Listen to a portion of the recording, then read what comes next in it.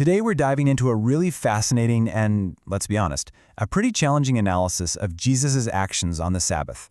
But here's the thing, this isn't a discussion about faith or tradition. Nope. Instead, we're going to look at these events strictly through the legal framework of the Torah itself.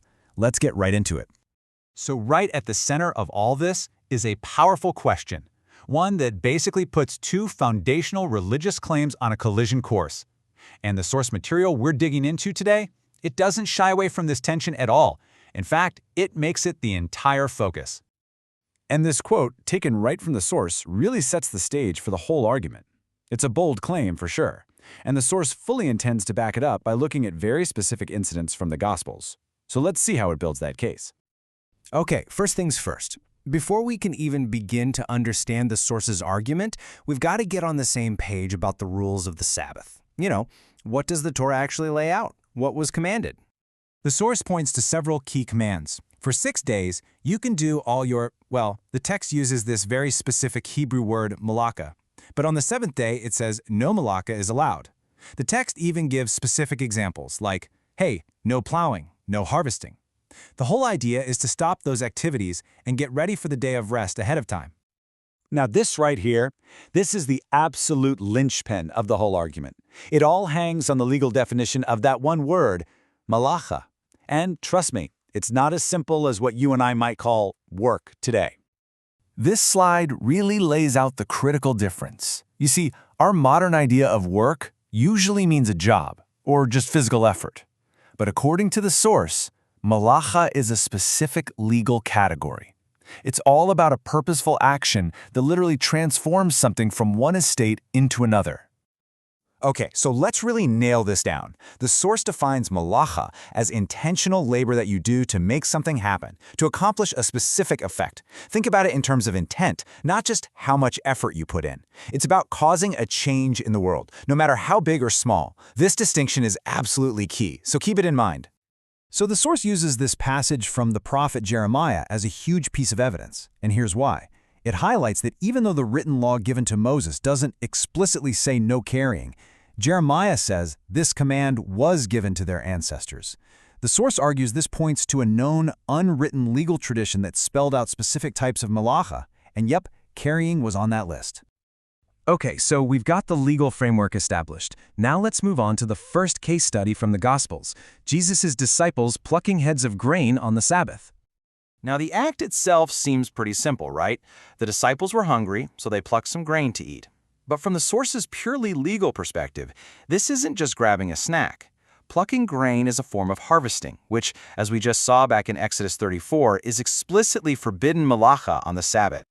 When he's confronted, Jesus offers several justifications, and the source we're examining has a Torah-based rebuttal for each one.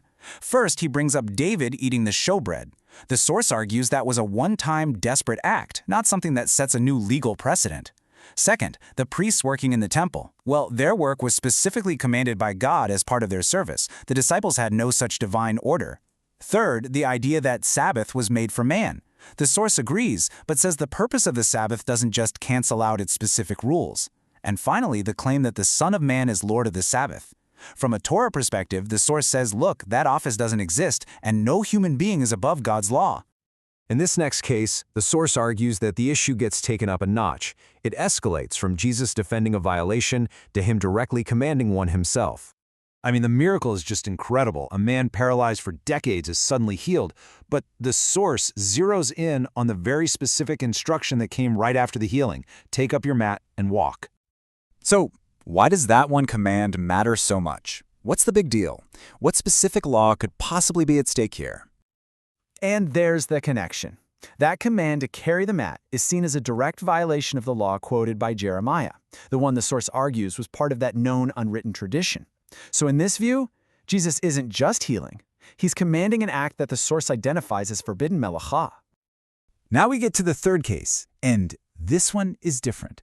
The source claims this is the first time where Jesus himself is the one performing an act of forbidden malacha. Let's just walk through the play-by-play as it's described in the Gospel of John. First, Jesus spits on the ground. Then he mixes that spit with dust, he forms a little bit of clay, and then he applies that clay to the man's eyes. It's a very tangible, multi-step, physical process. So, according to the source's legal analysis, this act of mixing spit and dirt to make clay, it falls into a category of forbidden labor known as kneading.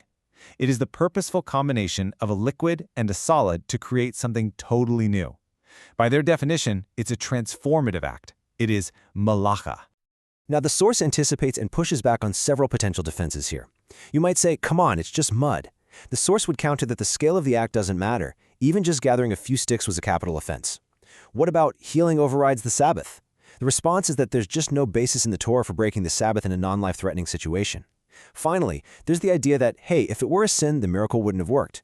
To that, the source points to Deuteronomy 13, which says the real test of a prophet isn't performing miracles. It's whether their actions actually line up with God's existing commandments. And this brings us to the source's ultimate and, frankly, most provocative claim. It moves beyond how the healing was done and starts to question the very act of healing itself on the Sabbath. So here's where the source applies its legal definition of malacha directly to the act of healing. Think about it. Is healing a purposeful action? Yes. Does it bring about a transformation? Absolutely. It transforms a person from a state of sickness to a state of health. By this logic, the source concludes that any non-emergency healing is, by its very definition, malacha, and is therefore a violation to perform on the Sabbath. And this is the blunt conclusion that this source material finally reaches. It argues that through these actions, Jesus placed his own authority above the law and in doing so, taught people to disregard the commandments. It's a very stark, very uncompromising interpretation based entirely on its reading of Torah law. And that leaves us with a final, really powerful question that gets to the heart of this entire analysis. When a miraculous event seems to clash with a previously established divine law, how are you supposed to interpret that? What does it reveal about the law, about the miracle, or about the one performing it? That's a question worth pondering. Thanks for watching.